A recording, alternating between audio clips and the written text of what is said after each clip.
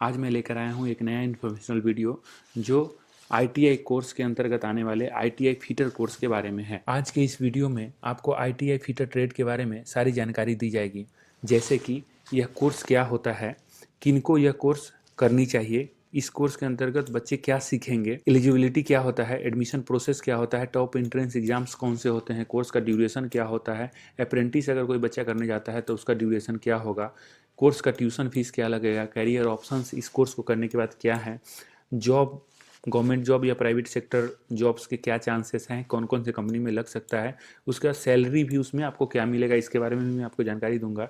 Higher education के जो options हैं उसमें क्या क्या आप कर सकते हैं आगे चलकर, सिलेबस क्या है, बुक्स इस कोर्स से रिलेटेड कौन से हैं, एंड अदर इम्पॉर्टेंट रिलेटेड जो टॉपिक्स हैं इस कोर्स से रिलेटेड उसके बारे में भी मैं आपसे चर्चा करूंगा। आईटीआई फिटर कोर्स एक शॉर्ट टर्म का टेक्निकल प्रोफेशनल कोर्स है जिसमें आपको फिटिंग के बारे में सब कुछ बताया जाता है, जैसे मशीन फिटिंग, हाउस से रिलेटेड फिटिंग जो होता है, इंडस्ट्रियल फिटिंग, पाइप फिटिंग और भी बहुत कुछ। तो इस मैकेनिकल से रिलेटेड ब्रांच में आपको फिटिंग के बारे में सारा नॉलेज दिया जाएगा। अगर आपने अपने आसपास कोई मशीन को असेंबल होते हुए, फिट होते हुए या फिर कोई प्लांट बनते हुए देखा होगा तो आपने देखा होगा बहुत सारे फिटर ने अपना योगदान देकर उस प्लांट को या उस मशीन को खड़ा किया है, तो वहाँ बहुत सारे फिटरों की ज़रूरत होती है। इस कोर्स के अंतर्गत आपको फिटिंग के बारे में सारी जानकारी दी जाती है, जितने भी टाइप्स के फिटिंग्स होते हैं या उससे रिलेटेड जो वर्क्स होते हैं, जैसे ग्राइंडिंग हो गया, फिलिंग हो गया, हीट टेम्परिंग हो गया, लेथ वर्क हो गया, ड्रिलिंग हो गया,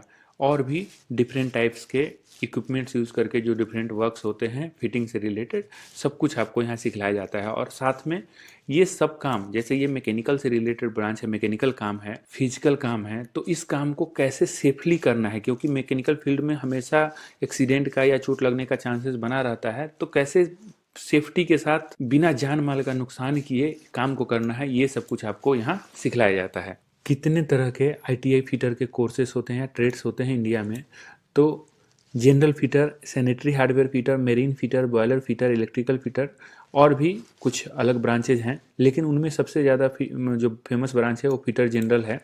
अगर आप ये ब्रांच से पढ़ाई करते हैं तो बाकी सारे फील्ड में भी जा सकते हैं, लेकिन अगर आपने इनमें से कोई ब्रांच लेकर आईटीआई किया है तो आप उस स्पेसिफिक फील्ड में ही जॉब कर सकते हैं। जैसे अगर आपने इलेक्ट्रिकल फिटर का कोर्स किया है तो आप इलेक्ट्रिकल फिटर का ही केवल जॉब कर सकते हैं, लेकिन अगर आपने जनरल फिटर किया है तो लगभग आप सारे ही फिटर से रिलेटेड जो जॉब होते हैं वो कर सकते हैं। किनको आईटीआई फिटर का कोर्स ज्वाइन करना चाहिए, तो जिन बच्चों का इंटरेस्ट मैकेनिकल फील्ड में, मैकेनिकल वर्क में, मशीनरी पे है, मशीन असेंबल करना, मशीन पे काम करना जिनको अच्छा लगता है, उनको यह कोर्स करना चाहिए। साथ में जो बच्चे टेक्निकल जॉब करना चाहते हैं लेकिन उनके पास कम समय है, वो कम टाइम में ही कम फीस पे करके ही कमाना शुरू करना चाहते हैं, तो उनके लिए भी यह एक बेहतरीन ट्रेड है। कोर्स के लिए एलिजिबिलिटी की बात करें तो 10th पास कोई भी बच्चा इस कोर्स को ज्वाइन कर सकता है, परसेंटेज का भी कोई प्रॉब्लम नहीं है। 40% एभव आपको लगभग सारे ही कॉलेज एडमिशन दे देंगे। 12th के बाद भी कोई अगर ज्वाइन करना चाहे तो कोर्स कर सकता है,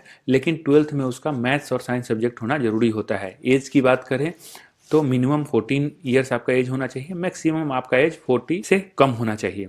फिजिकल एबिलिटी का ऐसा कोई कंडीशन नहीं है, बट एक्चुअली ये मैकेनिकल से रिलेटेड ब्रांच है जहां आपको फिजिकल काम करना होता है, फील्ड में काम करना होता है, तो आपको थोड़ा फिजिकली फिट होना जरूरी है, क्योंकि जो डिफरेंटली एबल्ड बच्चे हैं, स्टूडेंट्स हैं, उनको फील्ड में काम करने या फिर मैकेनिकल जॉब वगैरह करने में प्रॉब्लम हो सकता है। एडमिशन प्रोसेस की बात करें तो आपको दो तरह से एडमिशन मिल सकता है। डायरेक्ट एडमिशन, मैक्सिमम जो प्राइवेट कॉलेज हैं वहाँ आपको डायरेक्ट एडमिशन मिल जाता है आपके 10th मार्क बेसिस पर। गवर्नमेंट कॉलेज के लिए आपको एंट्रेंस एग्जाम लिखना होता है, अलग अलग स्टेट्स अपना अलग अलग एंट्रेंस एग्जाम कंडक्ट करते हैं। आईटीआई फिटर कोर्स 2 साल का होता है जिसमें 4 सेमेस्टर होते हैं, हर सेमेस्टर 6-6 महीने का होता है, जिसके अंत में आपका एग्जाम होता है। थ्योरी और प्रैक्टिकल एग्जाम अलग अलग का होता है। हर दिन आपका 6 घंटे का क्लास होता है, जिसमें 4 घंटे आपको प्रैक्टिकल्स होते हैं, 2 घंटे आपका थ्योरी का क्लास होता है।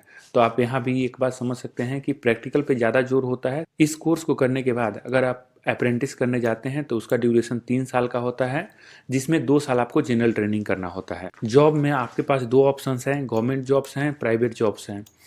गवर्नमेंट जॉब्स में आपको NTPC, Indian railway, GAIL, SAIL, वेल, defence, electricity boards, Hindustan petroleum, Bharat petroleum या फिर इंडियन ऑयल जो कंपनीज वगैरह हैं, और भी बहुत सारी जो गवर्नमेंट की कंपनीज हैं, उसमें आपको बहुत सारा पोस्ट होता है ITI फिटर वालों के लिए। क्योंकि या फिर प्राइवेट सेक्टर में आप मारुति हो गई, महिंद्रा हो गया, रिलायंस हो गया, पुंज लॉयड हो गया, हीरो या फिर और भी बहुत सारी कंपनीज है छोटी बड़ी, जहां आप जॉब कर सकते हैं। ITI फिटर कोर्स करने के बाद आपको किस किस रोल में काम मिलता है, तो आप फिटर के रूप में काम कर सकते हैं, वेल्डर के रूप में काम कर सकते हैं, मशीन ऑपरेटर के रूप में काम कर सकते हैं। पाइप फिटर में बहुत ज़्यादा डिमांड होता है ITI फिटर वालों का। Mechanical fitter, lathe machine fitter, technician या ट्रेनर के रूप में भी आप काम कर सकते हैं। सैलरी आपको इस कोर्स को करने के बाद अगर आप अप्रेंटिस करने जाते हैं तो 8,000 से 10,000 पर महीने आपको आसानी से मिल जाता है, या फिर आप प्राइवेट जॉब में भी जाते हैं तो यही आपको लगभग सैलरी है मिल जाएगा। लेकिन सलाह ये दी जाती है कि अगर आप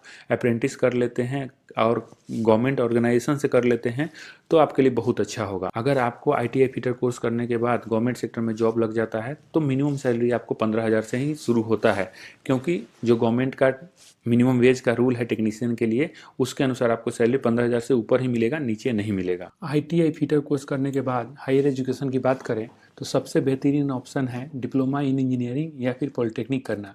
आपको पॉलिटेक्निक के अंदर मैकेनिकल या फिर उससे रिलेटेड कोई ब्रांच में एडमिशन मिल जाएगा। 3 साल के डिप्लोमा कोर्स में आपका एडमिशन सीधे सेकेंड ईयर में लेटरल एंट्री के थ्रू होता है, मतलब आपका 1 साल यहाँ पे सेव भी हो जाता है। पॉलिटेक्निक करने के बाद आगे आप इंजीनियरिंग या ग्रेजुएशन जो भी करना चाहें कर सकते हैं।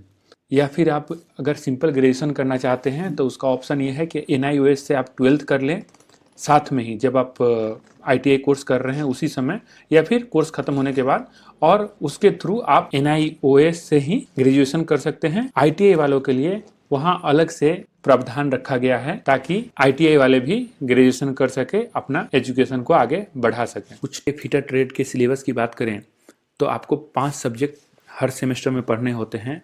ट्रेड प्रैक्टिकल जो सबसे पहला है, सबसे ज़्यादा जिसको आपको टाइम दिया जाता है, थ्योरी है, वर्कशॉप है, क्योंकि फिटिंग के लिए एक प्रॉपर ड्राइंग समझना बहुत ज़रूरी होता है, और एम्प्लॉयबिलिटी स्किल्स जिसके तहत आपको कैसे आप अच्छा जॉब पा सकते हैं, इसके लिए कंप्यूटर, इंग्लिश, पर्सनालिटी डेवलपमेंट वगैरह की क्लासेस आपकी कंडक्ट की जाती हैं। विस्तार से इसके सिलेबस की बात करें तो आपको इसमें सब कुछ फिटिंग के बारे में पढ़ना है, शुरू से लेकर पहला जो आपका क्लास शुरू होता है वो सेफ्टी से शुरू होता है, उसके बाद बेसिक पढ़ाते हुए आपको आगे बढ़ाया जाता है।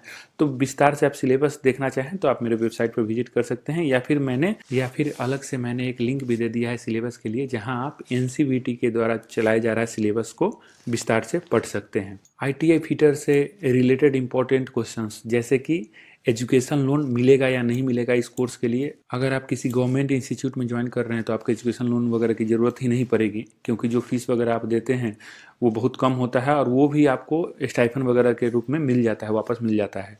अगर आप कोई प्राइवेट कॉलेज ज्वाइन कर रहे हैं तो वहाँ आपका फीस वगैरह ज़्यादा होता है, इस केस में आपको एजुकेशन लोन वगैरह की ज़रूरत पड़ सकती है।